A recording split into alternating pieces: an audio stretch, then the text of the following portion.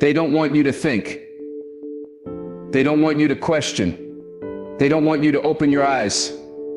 The media has become a machine, not to inform you, but to control you. It feeds you fear.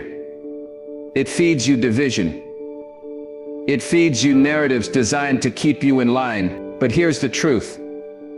When one man stands up and says, "I will expose the lies," one by one, he shakes the system.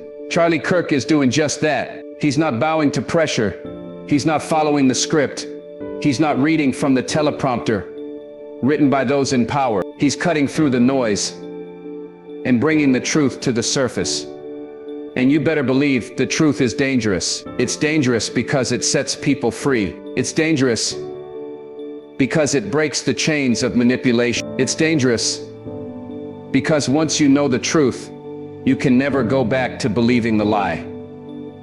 So ask yourself, who benefits from keeping you blind? Who profits from your ignorance? Who gains power from your silence? This is bigger than politics. This is bigger than left or right. This is about light versus darkness, truth versus deception, freedom versus control. And let me tell you, lies don't last forever. Empires of deception eventually collapse, but the truth stands. It's unshakable, immovable, undeniable. Don't just consume what they give you.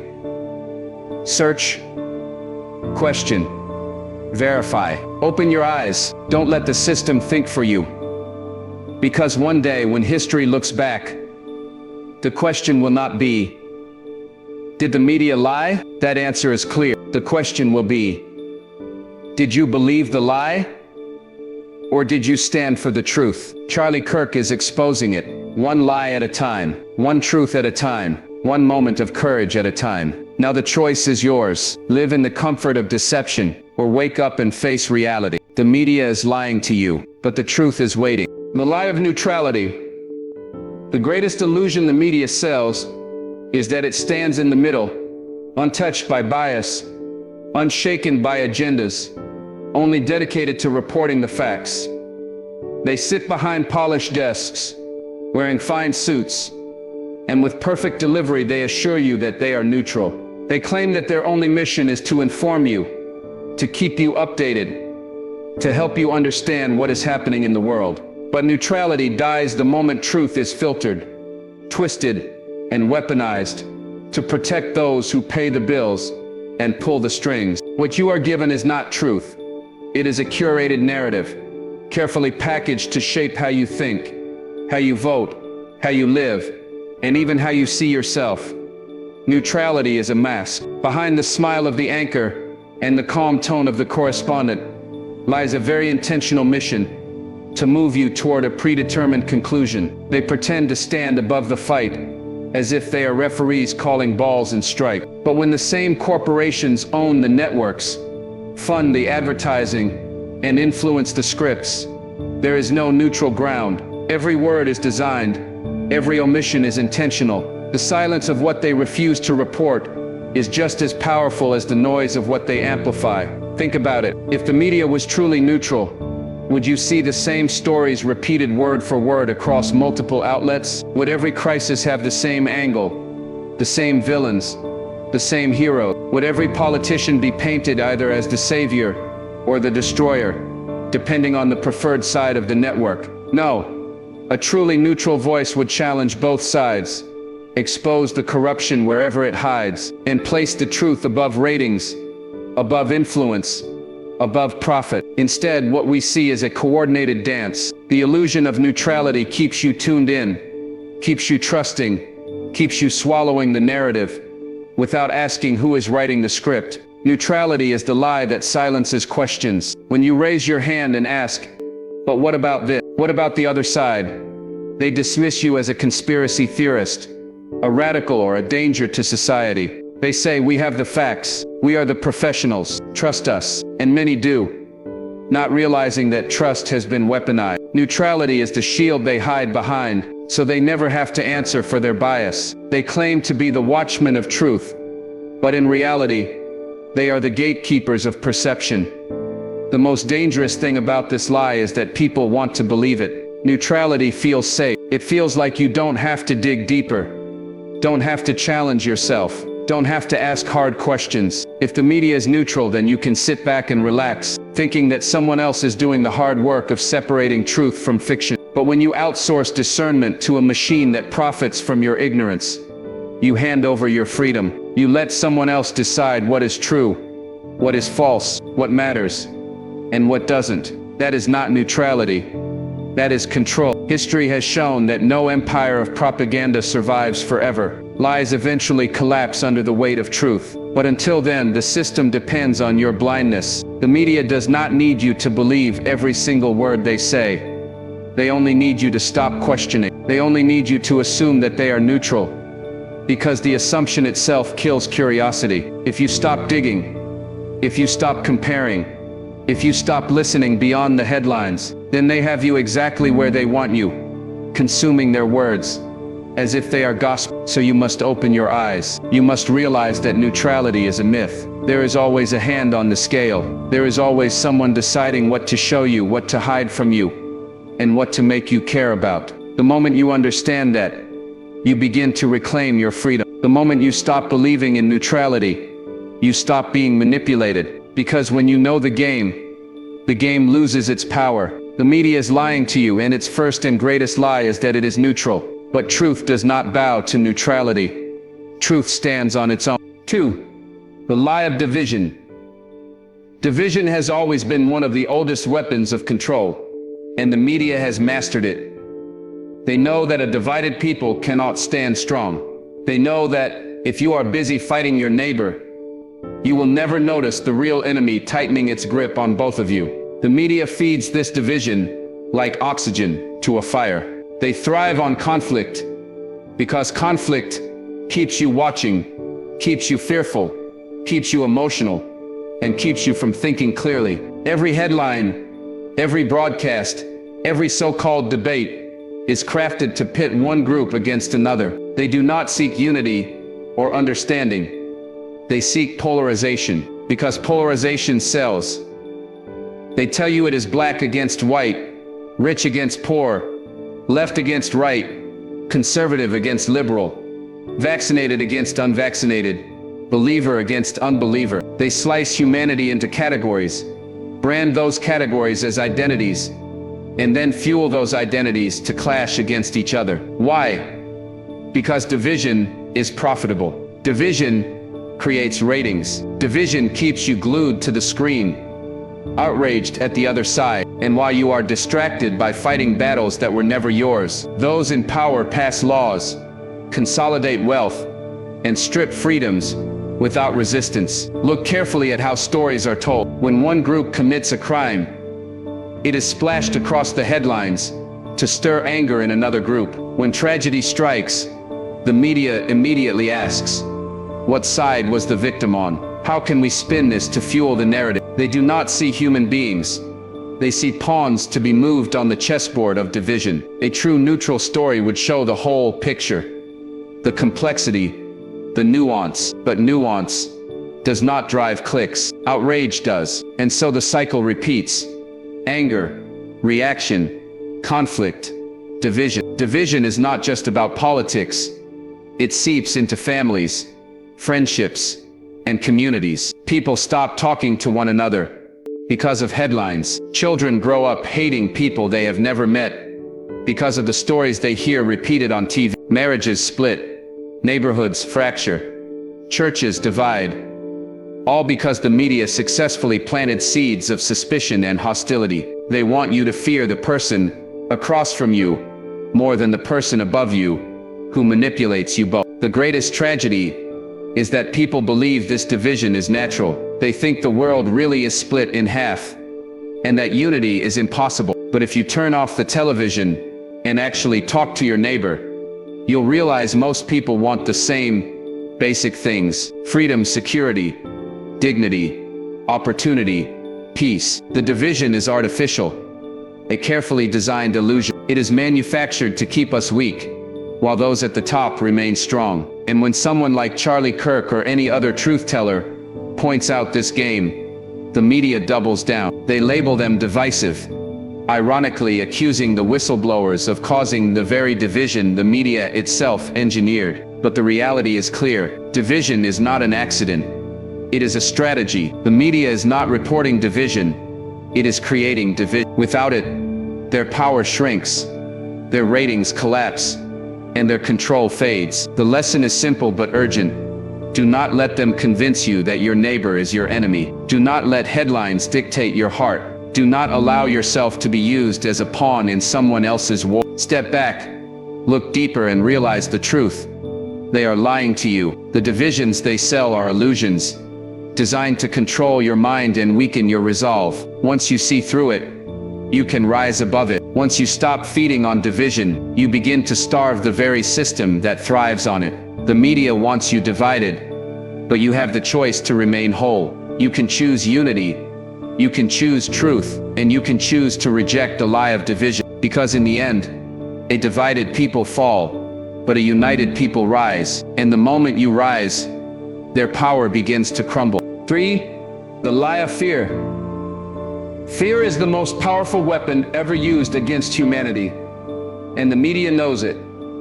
Fear grips the mind, paralyzes the will, and shapes behavior without a person even realizing they are being controlled. Fear makes people obey without question, conform without resistance, and submit without evidence. And so, day after day, the media pumps fear into the airwaves, like poison into a river. They know that if you are afraid, you are easier to guide. If you are afraid, you are easier to silence. If you are afraid, you are easier to own. Every broadcast is engineered to keep you in a state of unease. The flashing red banners, the urgent tones, the constant repetition of words like crisis, emergency, and threat. They never let you rest. They never let your heart calm down. They keep you addicted to breaking news, because fear is addictive. It releases chemicals in the brain that make you feel alert, on edge, even alive. And once you're hooked,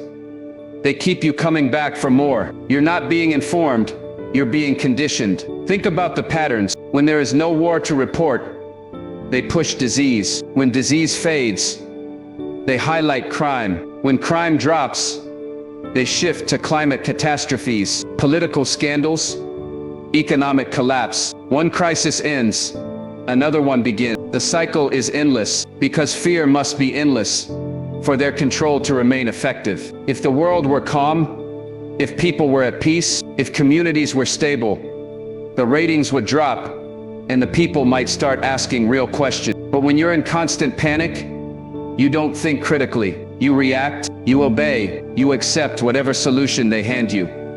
Fear is profitable. Advertisers pay more when people are glued to the screen. Politicians gain more power when the people demand protection. Corporations grow richer when fear convinces you to consume products you don't need in the hope of finding safety. The media works hand in hand with these forces, because everyone profits when you live in fear, except you. Fear robs you of joy, robs you of courage, robs you of freedom, and yet so many willingly feed on it, believing the lie that constant fear is the same as being informed. The truth is, fear blinds. When you are afraid, you see enemies where there are none. You suspect your neighbor, distrust your friend, turn against your family. Fear builds walls between people who could otherwise stand together. And the media knows this. They craft narratives that don't just frighten you, they isolate you. Because isolated people are weak people. A fearful, divided, lonely person is far easier to control than a fearless, united, courageous community. The most dangerous part of this lie is that it feels like safety. People tell themselves, I need to watch the news so I can stay safe. I need to know the dangers so I can protect myself. But the reality is, the more you consume their fear, the less safe you truly are. Because you are no longer living in truth. You are living in a cage they built for you. A cage made, not of bars, but of fear. History is full of moments where fear was used to strip freedoms. Fear of enemies was used to justify wars. Fear of disease was used to justify mandates. Fear of chaos was used to justify tyranny. And every time, the media was there to amplify the panic to shout the alarms, to make sure that people were too afraid to resist. Fear has always been the tool of dictators, and in modern times, the media is the dictator's loudspeaker. But here is the truth they don't want you to know. Fear loses its power when you refuse to bow to it. The moment you choose courage over panic, faith over anxiety, truth over hysteria, the spell begins to break. Fear may be loud, but it is not eternal. Fear is a lie, and lies cannot stand forever. What is real, what is strong, what is unshakable, is truth, and truth is fearless. The media will continue to sell fear because it works, but you don't have to buy it. You don't have to live your life chained to their alarms. You don't have to let their broadcast dictate your peace. The lie of fear has kept nations in bondage and families in turmoil, but it only works as long as people believe it. When you see through it, when you rise above it, when you reject the constant drip of panic, you begin to live free again. And freedom, once tasted, is something fear can never take away. Why the lie of censorship? Censorship is always disguised as protection. The media and its allies in government and big tech tell you they are shielding you from misinformation, guarding you against harmful content, keeping society safe from dangerous ideas. It sounds noble, even necessary, but when you peel back the cover, you discover that censorship is not about protection, it is about control. It is about silencing voices that threaten the narrative, erasing facts that expose the agenda, and ensuring that only one version of reality is allowed to exist. When they censor, they are not protecting you. They are manipulating you. The lie of censorship is powerful because it appeals to fear. They tell you that if certain ideas are allowed to spread, chaos will erupt. They insist that your mind is too fragile to handle conflicting viewpoints, that you must be shielded from anything that challenges the approved story. But the truth is, censorship does not protect the people, it protects the powerful. It safeguards corrupt systems from accountability. It shields liars from being exposed. It locks truth in a cell and throws away the key, leaving you with only their carefully curated version of events. History makes this clear. Every oppressive regime has relied on censorship to survive. Tyrants burn books, dictators silence journalists, empires erase inconvenient facts from the record. The pattern is always the same. They declare that dissenting voices are dangerous, then silence those voices for the good of the people. But silencing truth has never saved a nation. It has only led to deeper deception and greater bondage. And now in our time, the media continues the same playbook. They don't burn books in the street. They shadow ban posts, demonetize channels, remove videos, and label anything that contradicts them as disinformation. It is the same tactic, only dressed in modern clothes.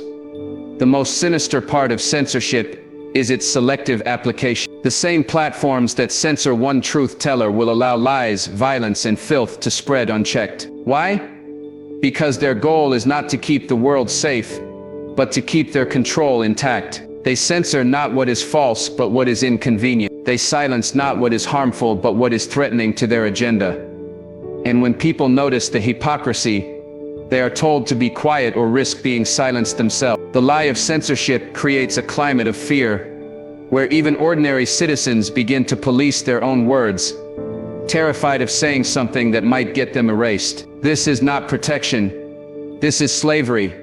And the saddest truth is that many accept it willingly. They nod their heads and say, yes, take down those voices. Yes, silence those opinions. Yes, erase that truth. They cheer for censorship because they believe it only targets the other side. But eventually the blade of censorship turns, and the very voices that once cheered for it find themselves cut down by it. Censorship does not stop when it silences your enemy.